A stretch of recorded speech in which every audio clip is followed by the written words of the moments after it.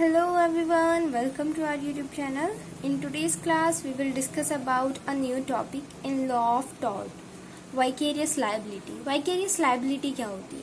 In general sense में अगर मैं आपको बताऊं तो किसी पर्सन का कोई ऐसा गलत काम जिसकी वजह से कोई दूसरा पर्सन अफेक्ट होता है, यानी कि उस चीज के लिए वो दूसरा पर्सन भी रिस्पॉन्सिबल होता है. ठीक है.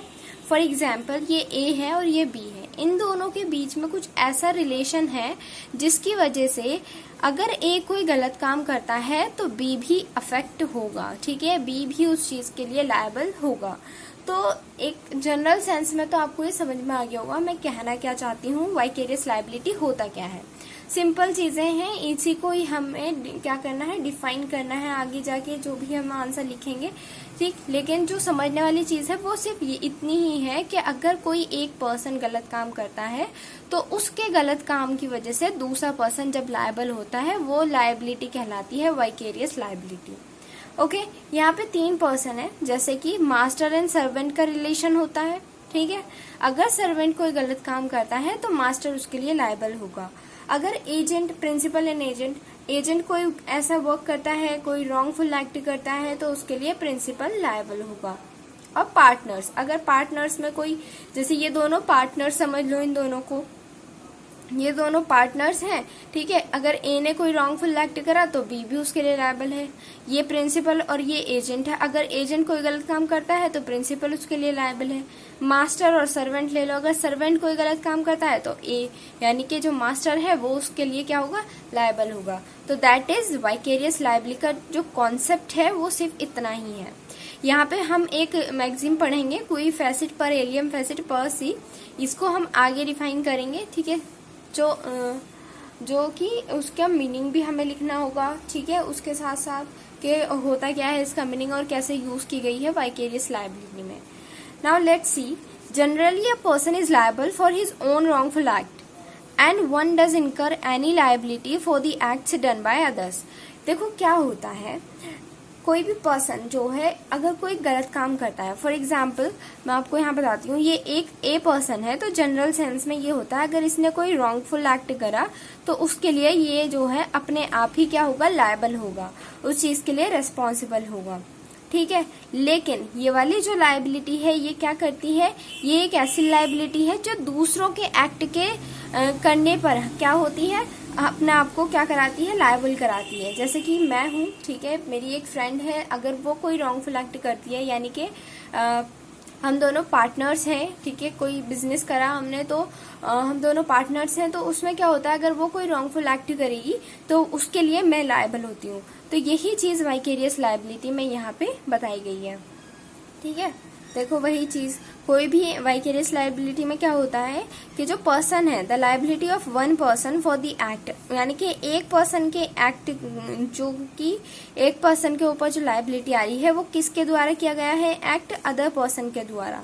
तो वो वहां पे वाइकेरियस लायबिलिटी क्या हो जाएगी, अराइज हो जाएगी कि दूसरे पर्सन का तो एक्ट है लेकिन जो एक दूसरा पर्सन है वो लायबल हो रहा है, तो यहाँ पे वो चीज क्या होगी, वाइकेरियस लायबिलिटी होगी.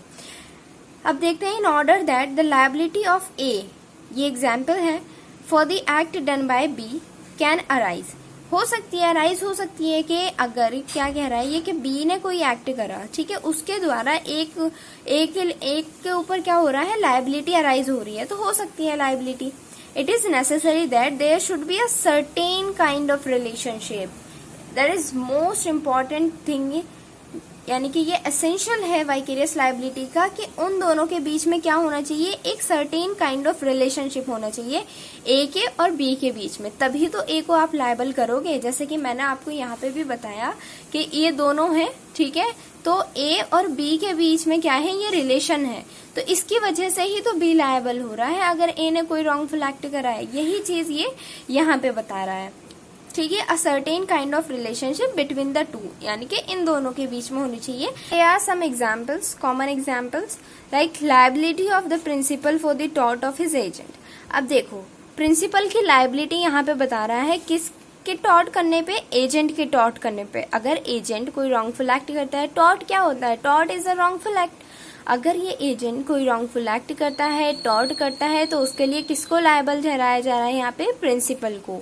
Okay, now the liability of partners for each other torts. अगर देखो दो पार्टनर्स हैं, ठीक है, तो ये अगर ये कोई रॉन्गफुल एक्ट करेगा तो उसके लिए ये लायबल हो जाएगा, अगर ये कोई रॉन्गफुल एक्ट करेगा तो उसके लिए ये लायबल हो जाएगा। ओके, नंबर थर्ड जो है liability of master for the tort of their servant. ठीक है, यानी कि जो मास्टर्स की लायबिलिटी है किसके लिए होगी? जो भी सर्वेंट है, उनका जो सर्वेंट होगा, ठीक है, उसने अगर कोई टॉर्ट करा है तो उसकी लायबिलिटी मास्टर्स के ऊपर भी आएगी। सबसे पहले हम देखते हैं प्रिंसिपल एंड एजेंट की लायबिलिटी क्या होगी, कैसे वाइकेरियस लायबिलिटी यहाँ पे फिट बैठती है। Okay, so when an agent commits a tort in the course of performance in his duty as an agent, the liability of principal arises for such a wrongful। ये क्या कह रहा है? देखो बिल्कुल ही नॉर्मल तरीके से देखना इसको। एजेंट है, ठीक है, ये एक पर्सन एजेंट है किसका? बी का। ठीक है, अब ये वही सेम चीज जो मैंने आपको पहले कॉन्सेप्ट क्लियर कर दिया, वही चीज है यहाँ पे। ए कोई क्या करता है? कोई भी टॉर्ट कमिट करता है। अब किस चीज में? ये याद रखना, इन the course of performance in his duty. उसकी जो ड्यूटी है उसके परफॉर्मेंस में वो टॉर्ट जो है क्या कर रहा है? कमिट कर रहा है। तो यहाँ पे जो एज एन एजेंट बनके, ठीक है, वो जो पर्सन है as an agent in the course of employment कोई टॉर्ट कर रहा है, ठीक है, ये पर्सन। यहाँ पे बी क्या है? बी यहाँ पे प्रिंसिपल है। तो जो लायबिलिटी है प्रिंसिपल की वो उस रॉन्गफुल एक्ट के लिए क्या हो जाएगी? अराइज हो जाएगी वहां पे, यानी कि प्रिंसिपल भी उसके रॉन्गफुल एक्ट के लिए लायबल होगा। ठीक है, नेक्स्ट है the agent is liable because he has done the wrongful act. ये भी एक इम्पॉर्टेंट चीज है कि ये जो एजेंट है इसको, अब क्वेश्चन ये भी आ सकता है कि जब यहाँ पे बी लायबल है तो ए को लायबल होना जरूरी थोड़ी है। मीन्स के यहाँ पे अब भाई वो तो इन द कोर्स ऑफ एम्प्लॉयमेंट में था ना, तो अगर उसने जब कोई टॉर्ट करा तो तब ए थोड़ी होगा लायबल, यानी कि एजेंट थोड़ी लायबल होगा। लेकिन ऐसा नहीं है, एजेंट तो इसलिए लायबल होगा क्योंकि उसने वो रॉन्गफुल एक्ट करा है, और जो प्रिंसिपल है वो इसलिए लायबल होगा क्योंकि उसका वो एजेंट है। ठीक है, and the principal is liable vicariously. Vicariously यहाँ पे लायबल होगा because of the principal and agent relationship. उन दोनों के बीच में कैसी रिलेशनशिप है? प्रिंसिपल एंड एजेंट की। ओके, नेक्स्ट है यहाँ पे both can be made liable for the same wrongful act. दोनों के दोनों लायबल हो सकते हैं सेम रॉन्गफुल एक्ट के लिए। They are considered to be joint tort feasor. ये भी एक इम्पॉर्टेंट टर्म है, जॉइंट टॉर्ट फीजर। जॉइंटली भी वो क्या है? लायबिलिटी उनके ऊपर इम्पोज की जाती है, यानी कि there liability is joint and several भी हो सकती है। अलग अलग लायबिलिटी भी बता सकता है कोर्ट, या फिर उनकी लायबिलिटी सेम भी हो सकती है, सेम स्टेज पे भी हो सकती है। इसमें क्या होता है, जो अग्रीव्ड पार्टी होगी, यानी कि जो प्लेंटिफ होगा, जो कि केस लेके जाता है कोर्ट में, तो उसके पास ऑप्शन होता है या तो वो क्या करे, एक पे क्या कर दे, केस कर दे, खाली एजेंट पे कर दे, या फिर उसके पास ये भी ऑप्शन है कि वो दोनों पे साथ कर दे या दोनों पे अलग अलग कर दे।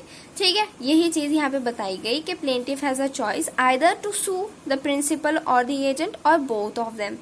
ठीक है, अब यहाँ पे हम कुछ की पॉइंट्स देखते हैं इसके। देखिए, कुछ की पॉइंट्स इस तरीके से हैं जो प्रिंसिपल एंड एजेंट की बात यहाँ पे कर रहा है। सबसे पहले performance in his duty as an agent. उस पर्सन को जो कि एम्प्लॉयड पर्सन है, किसके कंट्रोल में? प्रिंसिपल की, वो अपनी ड्यूटी को परफॉर्म करता हो। And because of the principal and agent relationship, वहां पे दोनों के बीच में क्या होनी चाहिए? प्रिंसिपल एंड एजेंट रिलेशनशिप होनी चाहिए। साथ ही साथ वो कंसिडर किए जाएंगे to be joint tort feasors. And जो लायबिलिटी होगी उनकी जॉइंट भी हो सकती है, सेवरल भी हो सकती है।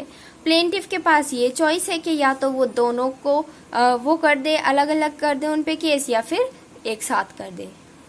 तो ये था हमारा आज का टॉपिक, प्रिंसिपल एंड एजेंट वाला कॉन्सेप्ट वाइकेरियस लायबिलिटी का। नेक्स्ट जो हमारा लेक्चर होगा उसमें हम मास्टर एंड सर्वेंट की बात करेंगे और कुछ केस लॉज भी डिस्कस करेंगे। Thank you. Guys, if you like my videos, please like, share and comment and do subscribe to my channel. Thank you so much. Bye.